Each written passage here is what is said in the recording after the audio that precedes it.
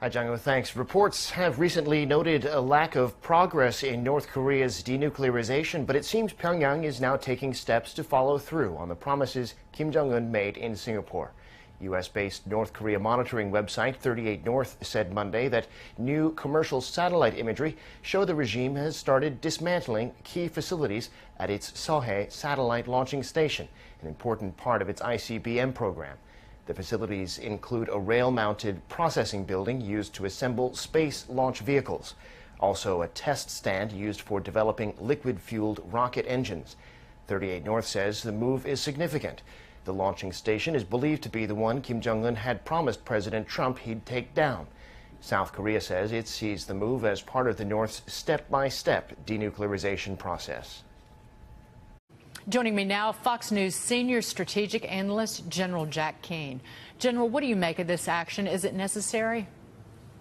Well, I don't really understand what's happening here. I mean, if we're looking at security clearances and who should keep them after they finish government service as a matter of policy, I think that's probably okay. Let's take a look at it and see. I know in the military, I mean, you're not going to keep your security clearance unless there's a reason for it. In other words, you've left the military, but you're still working for the government in some capacity, or you're working in an industry where a security clearance is required, and then every 5 years you're going to get it activated again.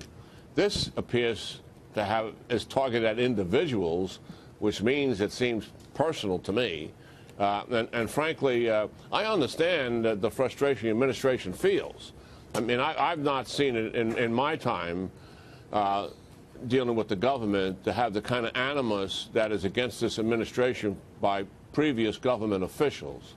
And some of that is, obviously gets very personal. Well, all that said, right. I don't see the policy issue here. The Wall Street Journal has an editorial on this matter. It's a short one, but the headline says it all. Dumb idea of the week. They said that it's petty. It's a dumb idea. They write that somebody should have said that's a dumb idea. It will make us look petty and it won't accomplish anything. And in fact, Jim Comey says that he was read out when he left as FBI director and he no longer has his security clearance. And Andy McCabe has said the same thing, that his security clearance is no longer, it's been deactivated. So it's that issue. Maybe they're using, the other gentleman could be using these security clearances in consulting work, perhaps. Nevertheless, it's not going to shut them up, to be quite blunt. They're going to keep these individuals, including John Brennan. And by the way, General, I want you to listen to Senator Rand Paul, what he said about former CIA Chief John Brennan. Had a great conversation with the president. I've been very concerned about John Brennan continuing to have access to classified material. I think anyone who's calling basically the president treasonous, which would require the death penalty, is someone that is over the top and not showing the proper judgment to still have access to classified information. Just your reaction to that, General.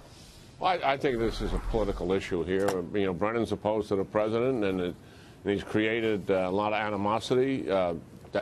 That's where we are. I don't think for a minute that Brennan's going in and getting classified briefing from the CIA that help him criticize the president. That's not happening. That's absolutely a stretch. And in terms of monetizing this thing, National Security Advisor Rice and others who had that position and former directors of the Central Intelligence Agency, if they're out there trying to earn a living, that's happening as a result of the positions they held and the reputation they earned in those positions. It's got nothing to do with a security clearance.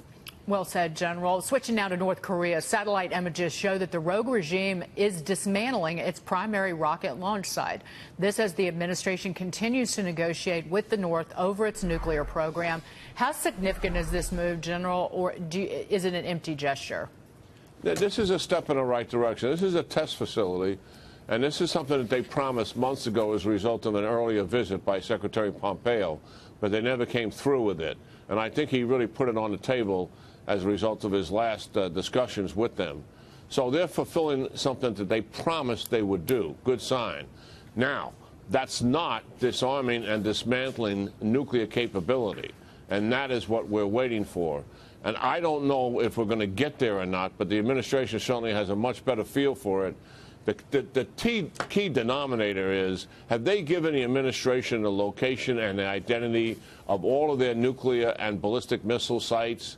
If that's happened and we're able to go out there and take a look at them to verify that they're there and comply with what we already know from our intelligence services, then we're really making some progress. If that hasn't happened yet, then we're not making the kind of progress we should be making.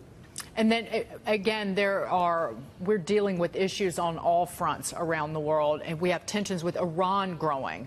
The war of words continues between President Trump and the Islamic Republic. The commander-in-chief warning Iran, tweeting this, quote, and this was in all caps, this was yesterday, to Iranian President, or it was late Sunday, to Iranian President Rouhani, never ever threaten the United States again, or you will suffer consequences the likes of which few throughout history have ever suffered before.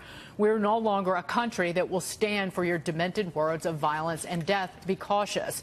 Iranian Foreign Minister Javad Zarif responding, he tweeted this, color us unimpressed. The world heard even harsher bluster a few months ago, and Iranians have heard them, albeit more civilized ones, for 40 years. We've been around for millennia and seen fall of empires, including our own, which lasted more than the life of some countries. Be cautious. What does this say to you? Because, again, if you were listening to Mike Pompeo at that speech he gave Sunday night at the Reagan Library, or on Sunday, that it's really his words that are kind of great guidance out of this administration about the danger of the Iranian empire. He talked about Iran is run something that resembles the mafia more than a government. Yeah, well, I don't do much analysis of the president's tweets. I mean, I think they're out there to inform the American people. But when you look at the policies of this administration, I mean, to be frank about it, this is the first administration that's pushed back on Iran from 1980, 38 years, whether there's been a Republican or Democrat there. The fact is that Iran's had a brilliant strategy that they've executed to some degree of success by using proxies to do their bidding for them. And by using proxies, it's sort of paralyzed our decision-making to take adverse action against them. And that's why they're in Lebanon with 130,000 rockets pointed at rockets and missiles pointed at Israel. That's why they've now secured pretty much most of Syria, not all of it, but pretty close. And that's their strategic anchor in the Middle East. They've got significant political influence over the Iraqi government, and they started a civil war in Yemen because they're very much interested in controlling the strategic waterway access to the Suez Canal, much as they have influence over the Straits of Hormuz. They have been moving for 38 years to dominate and control the Middle East. This is the first president that's pushing back on that. And I think he's also going to likely form something we've been talking about here on Fox, sort of an Arab NATO with the Sunni Arabs to push back on the Iranians, because last July, among 55 leaders in the region, he said, I will stand shoulder to shoulder with you to push back on your strategic enemy and my strategic enemy in the region, the Islamic State of Iran. So, yeah, this administration is going to take Iran to task. They are not going to permit this aggressive and malign behavior that's been trampling over our allies' interests and those of the United States. And this is the way with Mike Pompeo. He called out individuals in Iran by name for their corruption.